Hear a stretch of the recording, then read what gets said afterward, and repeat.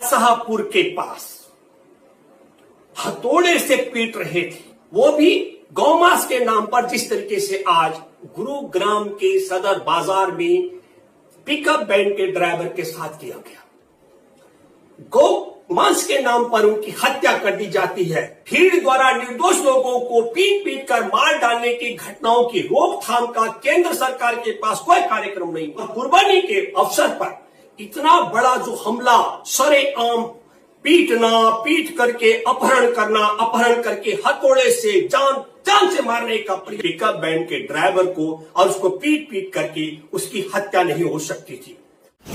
आप देख रहे हैं द लाइव न्यूज, सच सबसे आगे।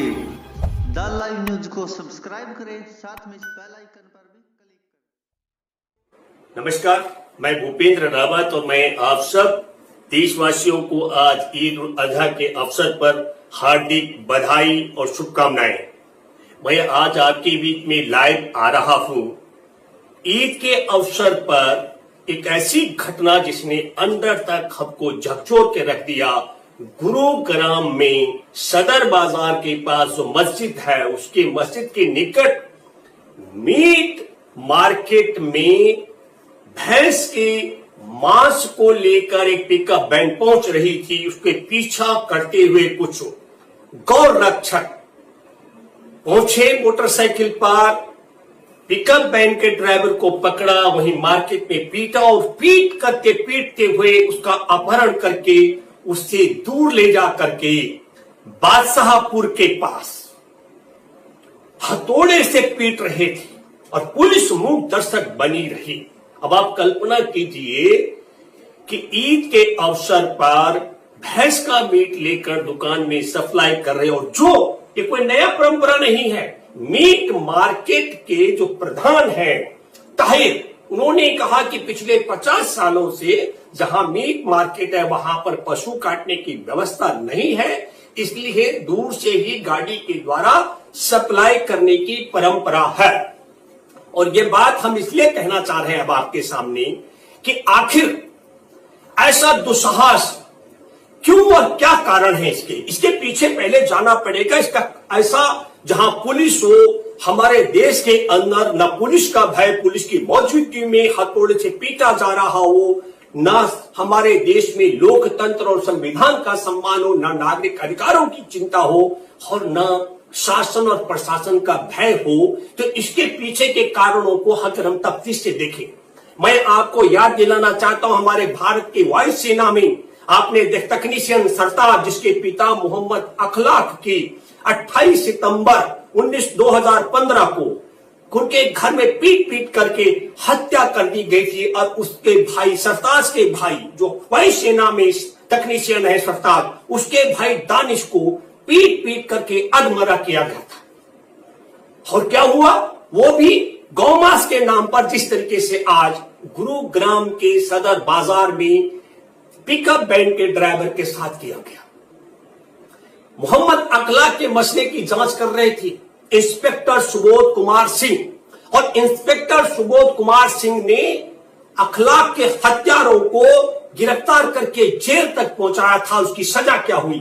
3 दिसंबर को बुलंदशहर के थाना कोतवाली में कथित गौकुशी को लेकर के नाम पर हिंसा भड़काई गई, और उस हिंसा के दौरान टारगेट बना करके जिस वक्त इंस्पेक्टर सुबोध कुमार सिंह की हत्या की गई, पुलिस एक तरीके से मूक दर्शक बनी रही।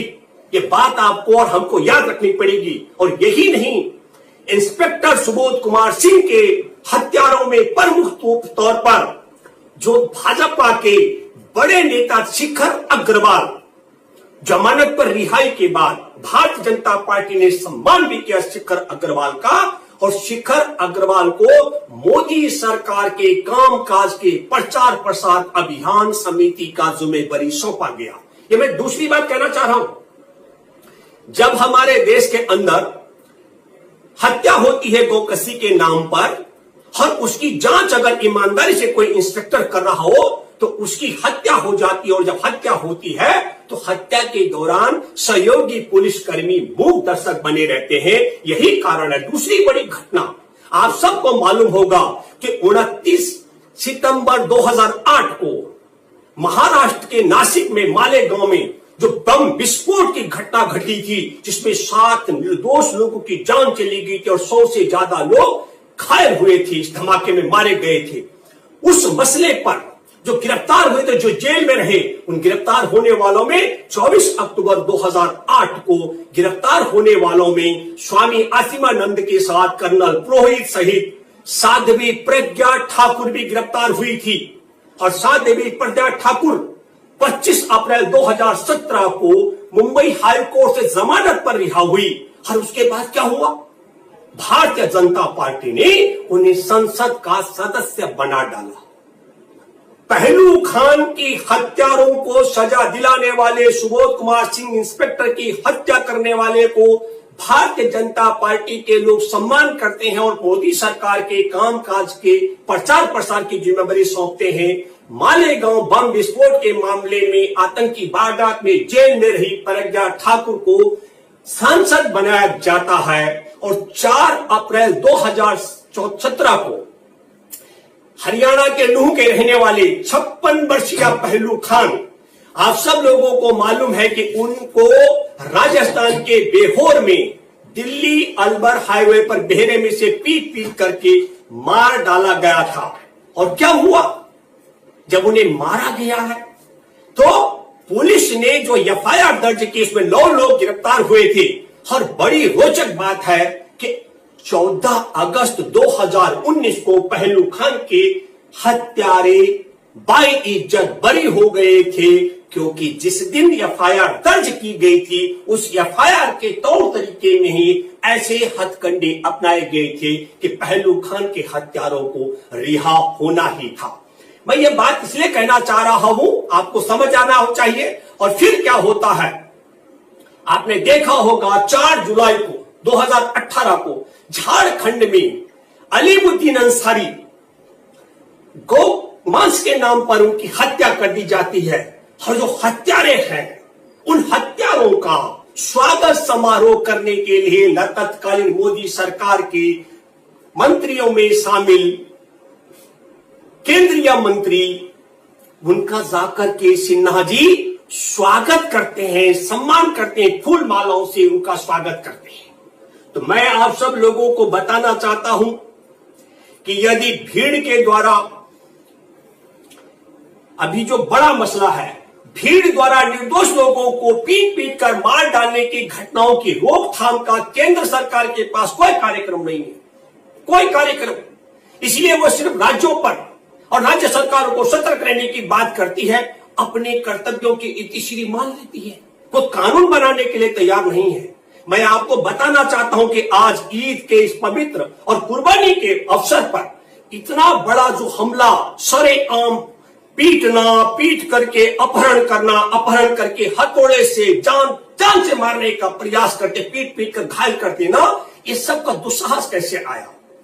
यदि पुलिस इंस्पेक्टर सुबोध कुमार सिंह की हत्या के वक्त उनके सहयोगी पुलिसकर्मी उदासीन नहीं रहते, तो कानपुर में जो हिस्ट्री शीटर था विकास दुबे, वो 8 पुलिसकर्मियों की हत्या नहीं कर पाता। ये बात आप सब लोगों को, यदि सुबोध कुमार सिंह के मसले में पुलिस अलर्ट हो गई होती तो उसके बाद। दूसरी बात मैं कहना चाहता हूं, अगर सुबोध इंस्पेक्टर की हत्या के बाद, हत्या में जो सबसे बड़ा और पहला अपराधी शिखर अग्रवाल का भाजपा सम्मान नहीं करती और शिखर अग्रवाल को मोदी सरकार के कामकाज का प्रचार प्रसार का जिम्मेवारी के लिए पद नहीं देती, तो भी आज इस घटना की पुनरावृत्ति नहीं हो सकती थी। आज ईद के अवसर पर इस तरीके से पिकअप वैन के ड्राइवर को और उसको पीट पीट करके उसकी हत्या नहीं हो सकती थी। मैं तीसरी बात कहना चाहता हूं, मालेगांव में बम विस्फोट में लंबे समय तक जेल में रही प्रज्ञा ठाकुर को यदि सांसद बनाने का टिकट नहीं दिया गया होता, तब भी यह घटना नहीं होती। और अलीमुद्दीन अंसारी के हत्या करने वालों को केंद्रीय मंत्री जयंत सिन्हा के द्वारा सम्मानित नहीं किया गया होता, तो आज ये घटना नहीं होती। मुझे दुख और अफसोस के साथ यह कहना पड़ रहा है।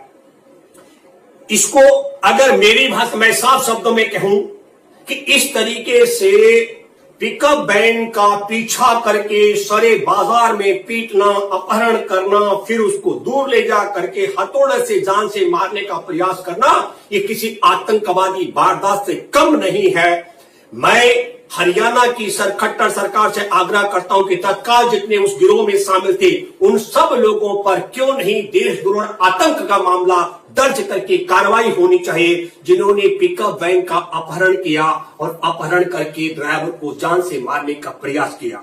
और मैं दूसरी बात हरियाणा पुलिस से भी कहना चाहता हूं। हरियाणा पुलिस कह रही है, पूछ रही है कि भाई ये मांस आप नियम वैध तरीके से ला रहे हैं कि अवैध तरीके से।